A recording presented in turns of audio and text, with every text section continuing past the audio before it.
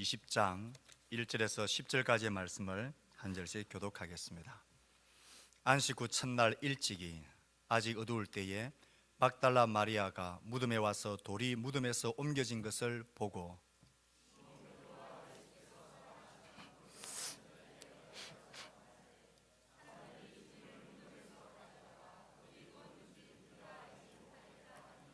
베드로와 그 다른 제자가 나가서 무덤으로 갈새 베드로보다 더 빨리 달려가서 먼저 무덤에 이르러 구부려 세마포 놓인 것을 보았으나 들어가지는 아니하였더니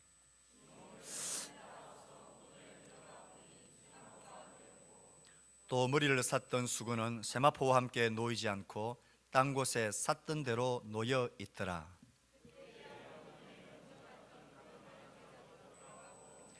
그들은 성경에 그가 죽은 자 가운데서 다시 살아나야 하리라 하신 말씀을 아직 알지 못하더라. 이에 두 제자가 자기들의 집으로 돌아가니라. 아멘. 어떤 사건이 생기면 범죄를 수사할 때에 중요한 원칙이 세 가지 있습니다.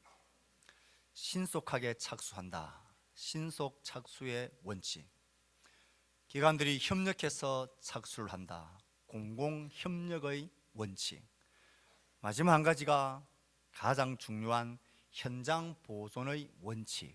이것이 범죄 수사의 3대 원칙입니다. 범죄 현장을 증거의 보고라고 말할 만큼 범죄 현장 보존의 원칙은 굉장히 중요합니다. 현장에는 그 범죄 사건의 결정적인 증거들이 많이 있기 때문에 그렇습니다. 그래서 사건의 실마리는 현장에 있고 해답도 현장에 있다. 사건이 안 풀릴 때는 현장을 다시 가보라. 현장을 보지 않는 자는 사건에 대하여 말하지 말라라는 말이 있을 만큼 현장의 중요성을 강조하고 있습니다. 현장 보존이 그만큼 그 사건의 실제를 보는데 중요하다라는 것입니다. 오늘은 부활주일로 전 세계적으로 지키는 날입니다. 예수님의 부활, 이 사건은 온 인류에게 위대한 영향을 미칠 굉장히 중요한 사건입니다. 그 굉장히 중요한 사건이었기 때문에 전 세계가 부활주일을 기념하며 지키고 있는 것입니다. 부활도 사건의 하나이니까 그 부활의 사건의 진위를 파악하기 위해서는 현장 보존이 중요합니다. 이미 2000년이나 그 현장이 지나가 버렸기 때문에 첫 그 현장을 살폈던 성경의 저자가 잘 보존되어져 있는 현장을 오늘 성경을 통해서 우리에게 기록으로 남겨주고 있습니다. 오늘 우리가 읽었던 이 본문의 말씀은 요한이라는 예수님의 제자가 현장 보존이 잘 되어져 있는 첫 부활의 사건 현장을 담담하게 우리에게 보여주고 있습니다. 이 보존되어진 현장을 보면서 이 부활의 사건이 믿을만하냐, 이게 말도 안 되는 소리냐, 객관적으로 혹은 있는 그대로 따라가 보자라는 것입니다.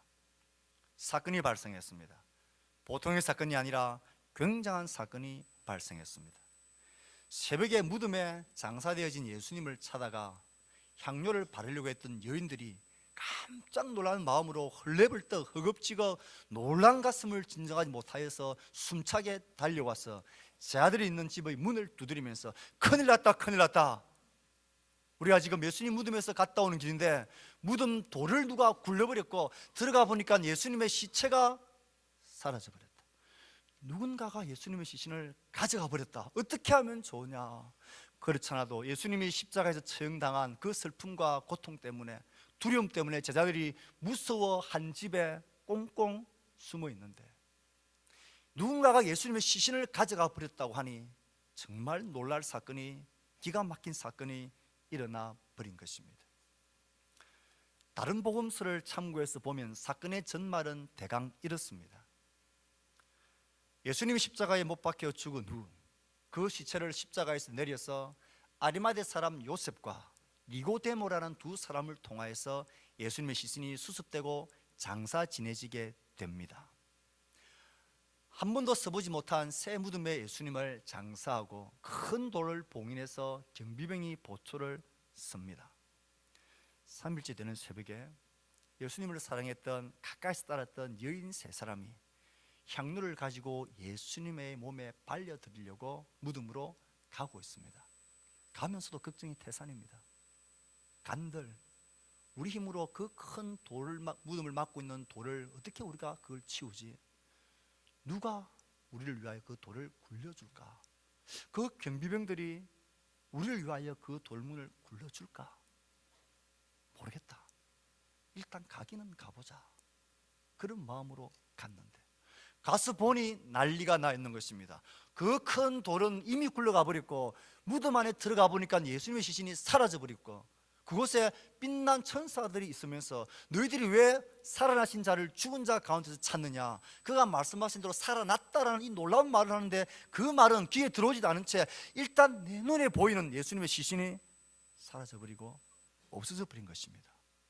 너무 놀란 가슴에 이 여인들이 달려온 것입니다. 큰일 났다. 예수님의 시신을 누가 가져가 버렸다. 어떻게 하면 좋으냐?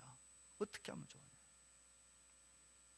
이런 사건이 일어난 것입니다.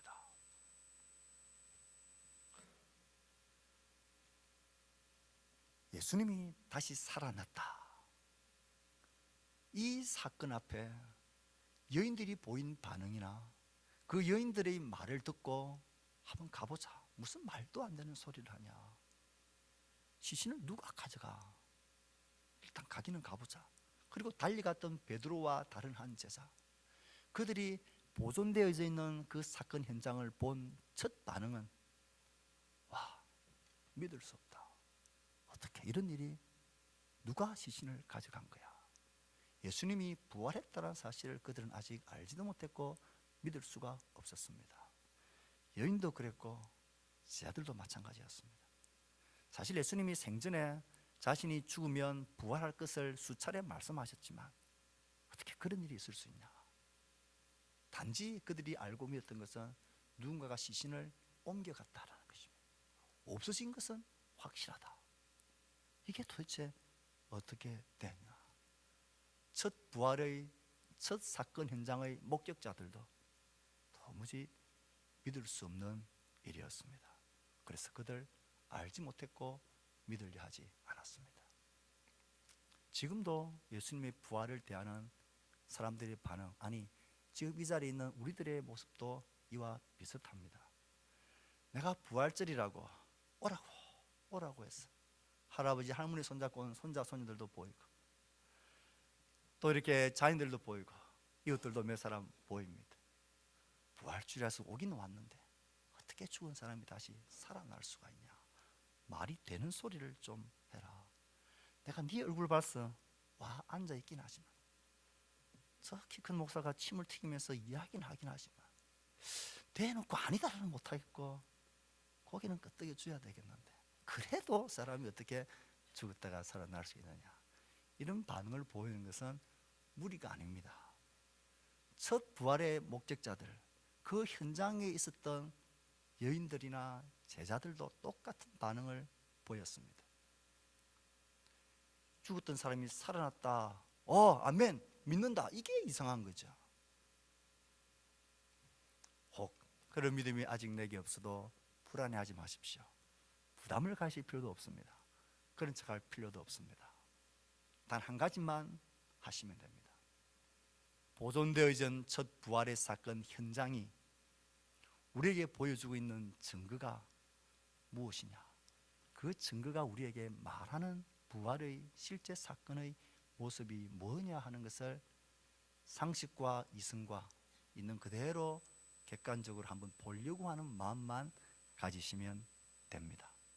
현장을 보지 못한 자, 사건을 말하지 말라는 것처럼 그 첫 현장을 기록하고 있는 그 사건을 이제 우리 탐정이 되고 형사가 된 심정으로 그 첫 현장이 우리에게 보여주는 증거를 한번 보자라는 것입니다. 저는 두 가지 증거를 함께 살피려고 합니다. 제자들이 무덤 속으로 가보았습니다. 정말 예수님의 시신이 없어져 버렸습니다. 보이지 않습니다.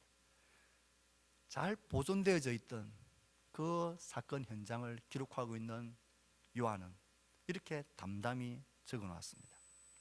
시몬 베드로는 따라와서 무덤에 들어가 보니 세마포, 시신을 쌌던 고운 베옷입니다. 세마포가 놓여 있는데 머리를 쌌던 수건은 세마포와 함께 놓이지 않고 딴 곳에 쌌던 대로 놓여 있더라. 이렇게 현장을 사진을 찍듯 기록해 놓고 있습니다. 사람이 죽으면 그 시신을 고운 베옷 세마포로 똥똥똥 꽁꽁 동여 매고 뉘어놓는데 머리 부분과 얼굴 부분은 몸통과 분리돼서 다른 세마포로 다른 수건으로 이렇게 감아놓고 뉘어놓는데 보니까 그 시신만 싹 빠져나오고 세마포는 샀던 그 모습 그대로 푹 가라앉아서 그대로 있더라는 것입니다. 이게 보존되어진 사건 현장 보존이라는 원칙에 맞게 기록해 놓은 기록입니다. 쌌던 그대로 몸을 쌌던 것과 머리를 쌌던 것이 조금 분리가 된 채 그냥 위에서 아래로 폭 꺼지듯이 그대로 있더라. 이것이 현장 보존의 원칙에 따라서 기록되어져 있는 증거입니다. 저는 이 말씀을 보다가 하나님이 여인들이 왔을 때 왜 천사를 파송했을까? 현장 보존의 원칙을 지키기 위해서 누구든지 현장을 흐트리지 못하도록 하나님이 우리를 위하여 남겨놓은 증거다라는 생각이 들었습니다. 샀던 그대로 세마포가 있더라. 이것은 적어도 외부의 손길에 의해서 누군가가 이 시신을 강제로 옮겨가지 않았다라는 것을 분명하게 보여주는 증거입니다. 로마 당국이 저 예수가 살아 생전에 자기는 죽었다가 살아날 것을 말하고 이렇게 외치고 다녔는데 미리 그 시신을 빼돌려 있다가 저들이 예수가 살아났다고 거짓말할 때에 살아나기는 뭐가 살아나, 그 썩은 시체가 여기 있다 하고 보여줄 목적으로 그 시신을 빼갔다고 생각해 봅시다. 나중에 제자들이 예수님이 부활했다, 살아났다 라고 외치고 있을 때에 무슨 말도 안 되는 소리를 하냐, 우리가 그 시신을 빼돌려서 여기에 있는데 봐라, 이가 예수다 하면 그 부활의 복음은 금방 수그러들어 버렸을 거예요. 설사 그러하다 치더라도 이상합니다. 그 시신을 빼돌렸다면 통째로 들어가든지 세마포가 없든지 아니면 세마포를 풀어 헤치고 그 시신만 들어가야 합니다. 그렇다면 현장 보존되어진 이 기록이 말이 안 되는 거예요. 샀던 그대로 소봇이 있는 거. 또 어떤 이들은 예수의 제자들이 거짓말로 예수님이 부활했다는 것을 말하려고 제자들이 훔쳐간 것이다. 그래 놓고는 빈 무덤을 보면서 야 봐라, 우리 예수님이 살아나지 않았느냐, 그렇게 말할 수 있습니다. 100번 양보를 해도 현장 보존의 원칙에 따른 그 증거물이 그건 아니라고 말하는 거예요. 통째로 들고 가든지 그 베옷을 벗겨놓고 가든지, 그러면 그 베옷이 헝클어져 있든지 그래야 되는데 그 몸만 신기하게도 싹 빠져나간 것처럼 그대로 놓여 있더라. 로마 당국이든 제자들의 손이든 제3자의 손에 의해서 예수님의 시신이 옮겨지지 않았다는 것을 그 증거가 명확하게 우리에게 말해주고 있습니다. 3자가 아니었다면, 어떤 사람은 예수님 십자가에서 피를 너무 많이 흘리시고 순간 죽은 줄 알았는데 서늘한 동굴에 시신을 넣어놨더니만 정신이 서서히 돌아와서 깨어났다. 정신을 차리고 나서는 그 돌문을 어쨌든 밀어제치고 와보니까 경비병이 지키고 있는데 싸워서 물리치고 기절했던 예수님이 깨어나서 빠져나간 거다. 기절설을 이야기하기도 합니다. 현장 보존의 원칙을 보면 이 증거가 그것도 아니라고 이야기를 합니다. 그렇다면 그대로 살포시 있는 이 세마포를 어떻게 말해야 합니까? 이 증거물이 우리에게 말해주는, 아마 하나님이 천사들 파송하셨으라도 들어와서 보라, 그가 뉘우치던 것을 보라는 말은 그가 안 계신다는 것을 보라는 것이 아니고, 그가 분명히 살아나셨고 새로운 몸으로 신비하게 살아나셨던 것을, 그 놓여있는 세마포로 그것을 보라는 것입니다. 이 증거는 하나님이 우리에게 남겨주신 위대한 증거물입니다. 적어도 누군가의 손에 의해서 빼돌려진 것도, 예수님 스스로가 기절했다 깨어난 것도 아닌 이 증거, 신비로운 이 현상은 그가 새로운 몸으로 싹 빠져나오자 그 세마포가 위에서부터 아래로 푹 꺼져서 그대로 있더라. 이건 부활이 아니면 설명할 길이 없는 현장의 증거입니다. 현장을 보지 않은 자 사건을 말하지 말라 그랬습니다. 그 현장을 기록하고 있는 요한의 증거를 그대로 받을 때 도대체 이것은 설명할 길이 없는, 부활이 아니고서는, 그가 새로운 몸으로 그 몸이 부활하신 것이 아니고는 설명이 안 되는 하나님이 우리를 위해 남겨놓으신 위대한 증거입니다. 나머지 하나의 증거는 그 현장에 있었던 여인들과 제자들, 증인들입니다. 말씀드렸다시피 여인들도 믿을 수 없는 일이었습니다. 천사가 하는 말 그런 기똥으로 듣고 말도 안 되는 소리 하고 있는데 어떻게 죽은 사람이 살아나냐, 단지 예수님의 시신이 없어진 이 놀라운 사실을 어떻게 해야 되냐, 어떻게 해서 예수의 시신을 찾느냐, 누가 가져갔는지 어떻게 찾느냐. 제자들로 달려가 보고는 시신이 없어진 건 맞네, 당신 말이 맞네, 근데 이게 어찌 된 거냐. 두려워 무서웠던 그 제자들. 요한은 그 다음 장에서 그 제자들이 모였을 때 예수님이 부활하신 몸으로 그들을 만나 주신 장면을 기록하고 있습니다. 나의 손과 발을 봐라, 그리고 내가 다시 살아났다. 그 제자들이 보고 확신을 가집니다. 그리고는 수의 성령님이 그들 가운데 임하사 그들은 완전히 달라집니다. 무섭고 두렵고 떨던 그들이 이 부활의 증인이 되어서 자신의 생명을 넣어놓고 두려워하지 않고 사자의 밥이 되고 톱으로 캐어 죽음을 당하고 거꾸로 십자가에 못 박혀 죽임을 당하는 것, 돌에 맞아 죽는 것, 모든 죽음의 종류 앞에서 그들은 조금 더 두려워하지 않고 이 부활이 사실이라는 사실을 그들은 증거하고 증거하며 이 복음 전하는 일에 온 생명을 다 바쳤습니다. 도대체 그들이 이 부활이 분명한 사실인 줄을 그들이 스스로 확신하지 않았다면 어떻게 자신의 삶을 그렇게 내려놓을 수 있을까요? 가장 극적인 변화를 보인 제자는 도마라는 제자입니다. 이 도마라는 제자는 우연히 예수님이 제자들에게 나타나셔서 만나셔서 주셨을 때에 그는 무슨 일이 있었는지, 급한 일 때문이었는지 그 현장에 없었어요. 조금 전까지만 해도 그 동료 제자들이 죽을 상이 되어서 예수님 죽고 시체는 없어졌고 난리 났다라고 두려워하고 있는 그들이 이를 보고 돌아와 보니까 이 제자들이 정신이 이상하게 된 것 같아요. 야, 예수님이 살아나셨다, 예수님이 우리 가운데 오셨다, 그 예수님의 손과 발을 우리가 보고 만져보았다, 도마, 예수님이 살아나셨다. 말도 안 되는 소리 하고 있네. 너희들이 너무 슬픔에 겨워서 지금 환상을 보고 있는 거야. 너희들이 뭐라 말해도 난 내 이 눈으로 그 예수님을 보고 이 손으로 그 못자국에 넣어보지 않으면 나는 믿지 못한다. 나는 너희들이 뭐라 말해도 못 믿겠다. 이해가 됩니다. 제자들도 그랬거든요. 그런데 예수님이 다시 한번 그 도마를 위하여 제자들에게 나타나십니다. 그리고 도마를 말씀하십니다.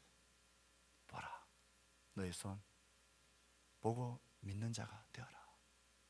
만져보기도 전에 도마는 나의 주, 나의 하나님이라 고백하며 예수님의 부활의 믿음을 고백합니다. 그리고는 너는 나를 본 거로 믿느냐? 보지 않고 믿는 자가 복이 있다. 보지 않고도 믿는 자, 그 믿음의 길을 가지는 수많은 많은 세대들, 2000이라는 시간을 지나면서 수십억의 사람들이 나를 믿게 되는 자들, 그들은 복이 있는 자들이다. 주님 말씀하십니다. 그들은 이 복음을 위하여 자신의 생명을 다 내어놓는 삶을 걸어갑니다. 2000년 전에 12제자들 뿐이라면 제가 말도 안 합니다. 그 복음이 그 자들을 통하여서 전해지고 전해진 지가 2100년이 넘었습니다. 2000년이 되었습니다. 그동안 수많은 사람들이, 수많은 교회가 세워지고 그 부활의 복음을 믿는 자들 우리 주위에 얼마나 많이 있습니까? 2010년도 세계 인구 통계를 보면 전 세계 2010년도에 7년 전에 전 세계에 예수를 믿는 사람, 기독교인의 수가 21억입니다. 21억 명의 사람들이 예수 그리스도를 믿고 그 부활의 복음이, 그 증인이 사실이라는 것을 받아들이며 믿고 있습니다. 그렇게 멀리 갈 것도 없습니다. 오늘 여러분들이 끌고 왔던 내 주변에 나를 좋아하고 사랑하는 사람들, 분명히 나보다 더 가난하고 병도 많고 실패와 고통 앞에서 그렇게 기뻐할 일이 별로 없는데 저 사람은 왜 그렇게 기뻐하고 소망 가운데 사는지, 그는 왜 그렇게 죽음에 대해서 두려워하지 않는지, 그는 마치 이 세상의 끝이 아니라 죽음 이후에 영원한 세계가 있는 것처럼 그렇게 믿고 사는 그 평안함과 믿음의 승리를 보면, 여러분, 그 이유가 도대체 어디에 있겠습니까? 이 세상이 우리의 죽음으로 끝나버린다면 너무 억울한 일이에요. 그렇게 되어서는 상식적으로도 안 되는 거예요. 죽음을 넘어서는 부활이 없다면 우리 주변에 있는 이 수많은 사람들과 지금까지 수십억 수백 명의 사람들이 믿어왔던 이 부활의 복음은 다 어쩌란 말입니까? 사랑하는 성도 여러분, 우리의 이웃 여러분, 우리 주변에는 부활의 증인들이 너무 많습니다. 그 사람들이 우리에게 남겨준 증거들입니다. 언젠가 한번 말씀을 드린 적이 있습니다. 새댁이 5살 난 꼬마 남자아이를 데리고 겨울에 냇가에 얼음 위에서 빙판에서 놀기 위해서 이 아이를 데리고 갑니다. 너무 아이가 얼음 위에서 팽이도 치고 스케이팅도 타고 싶어 했어. 손을 잡고 데려갑니다. 그런데 엄마가 고민이 생겼습니다. 야, 저 얼음 빙판이 우리가 들어가서 놀 만큼 저게 튼튼할까? 혹 놀다가 푹 꺼져서 빠져버리면 큰일이니까 저 튼튼하다라는 것을 어떻게 내가 확신할 수 있을까? 어떻게 하면 될까요? 그래서 그 얼음 두께를 희한한 방법을 통해서 한번 재본다고 합시다. 어떻게 얼음 두께를 재려면 그 많은 시간들이 걸리겠죠. 어쨌든 얼음 두께를 재는 방법이 있습니다. 이 정도 두께니까 안전하겠구나 확신할 수 있습니다. 아니면 온도를 재어보는 것도 방법일 수 있습니다. 온도계를 가져와서는 이게 얼음이 튼튼할 만큼 충분히 지금 온도가 내려갔느냐 볼 수도 있습니다. 아니면 에이 괜찮겠지, 내가 눈으로 딱 보니까 괜찮겠지 하고 무작정 한번 자기의 운을 맡기는 것, 이건 너무 무모한 방법이지만 뭐 그럴 수도 있습니다. 아니면 안전하지 않은 것 같아, 아이가 때를 쓰고 놀고 싶지만 엄마가 보니까 아닌 것 같아, 그냥 가자, 포기하고 돌아서 버릴 수도 있습니다. 그런데 이 모든 불확실함과 포기와 머뭇거림을 단 한 번에 뛰어넘을 수 있는, 한 번에 날려버릴 수 있는 너무나 간단하고 확실한 방법, 그 얼음이 튼튼하다는 이 확실한 방법을 간단하게 확실하게 알 수 있는 확실한 증거가 있습니다. 그건 눈을 들어서 나보다 먼저 그 얼음판에서 재미나게 놀고 있는 저 수많은 사람들을 보는 거예요. 보니까 아이의 손을 잡고 엄마 아빠가 수많은 사람들이 정말 그 얼음판에서 신나게 놀고 있는 거예요. 야, 두께를 잴 필요도 없고 온도를 잴 필요도 없고 불안해하고 확신하고 머물거림도 필요 없고 돌아설 것도 필요 없고 들어가면 되는 거예요. 나보다 먼저 그 얼음판에서 신나게 놀고 있는 그 사람들, 그들이 이 얼음판이 튼튼하다는 확실한 증거이죠. 예수 그리스도께서 죽음을 이기시고 부활하셨다는 것을 믿는 이 믿음의 증거를 가지고 살아가는 수많은 사람들, 이 전 세계의 수십억 명의 사람들, 내 주변의 수많은 교회들, 수많은 나의 사랑하는 나의 가족들이 이 세상의 죽음이 끝이 아니라 죽음 위에 있게 될 영원한 심판과 영원한 생명을 누리게 되는 부활이 있음을 믿으며 살고 있습니다. 그러므로 이 부활의 신앙은 선택과 결심인 것입니다. 현장을 보지 않은 자 사건을 말하지 말라 그랬습니다. 그 현장 보존을 원칙하여 기록하고 있는 이 요한의 증거가 우리에게 이 부활이 아니면 설명되지 못하는 증거들을 우리에게 말하고 있습니다. 우리는 이 말씀 앞에 겸손하고 경건하게 진지하게 우리의 생애를 생각해야 합니다. 우리의 삶에 있는 것과 없는 것, 있어야 될 것과 없는 것의 세대마다 조금 차이가 나고 다르다고 합니다. 10대 아이들은 끼는 있는데 철이 없다라고 말합니다. 20대는 젊음은 있는데 답이 없다 합니다. 30대는 짝은 있는데 집이 없다라고 합니다. 40대는 폼은 있는데 돈이 없다. 50대는 멋은 있는데 일이 없다. 60대는 가족은 있는데 낙이 없다. 70대는 쉼은 있는데 이가 없다. 80대는 추억은 있는데 처가 없다. 90대는 소망은 있는데 시간이 없다. 100대는 다 필요 없다. 다 필요 없을 때가 옵니다. 젊음도 시간도 돈도 낙도 처도 남편도 집도 일도 다 필요 없을 때, 이런 것들이 단 한치의 소용도 없을 때, 그때가 반드시 옵니다. 그 죽음의 현실 앞에 우린 어떤 준비를 하고 있습니까?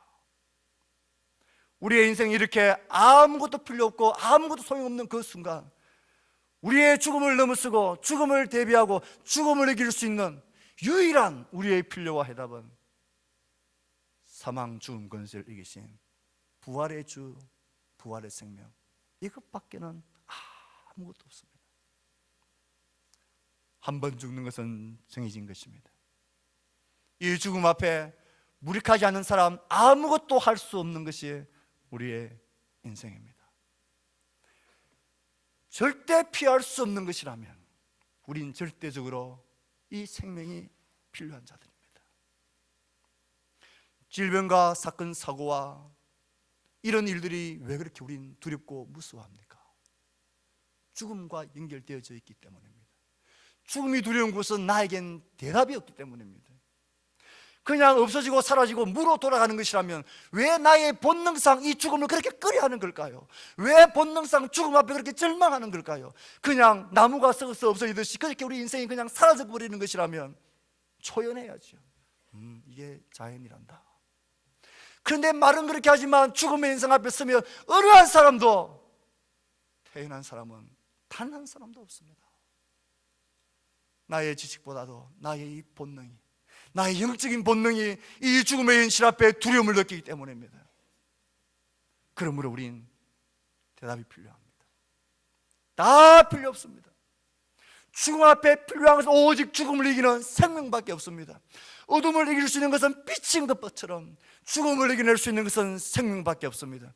그 죽음을 이기는 생명의 놀라운 길을 열어놓으신 날이 부활주일, 하나님이 예수 그리스도를 우리에게 보내셔서 죄와 죽음과 사망의 권세를 그가 깨뜨리시고 죽음이 끝이 아니라고 우리에게 말씀하시고 그 부활의 증거를, 현장을 보존하시면서 보라는 것입니다. 보고 믿으라는 것입니다.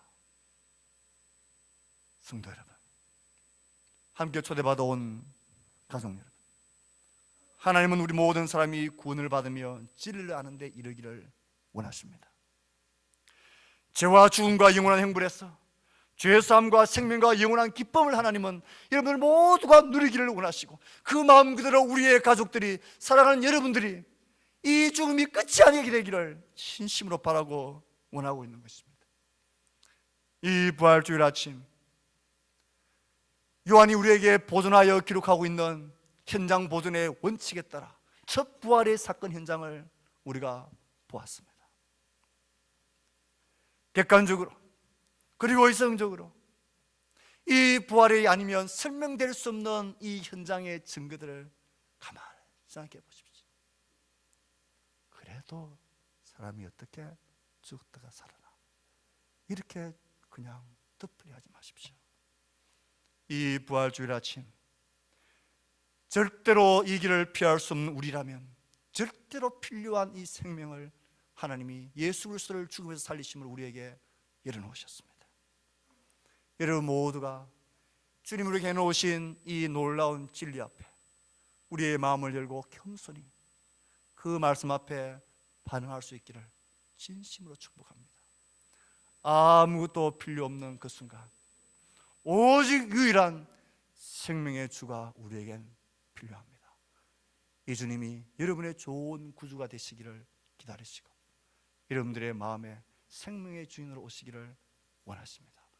이 예수 그리스도가 우리의 놀라운 소망 되기를 예수의 이름으로 축복합니다.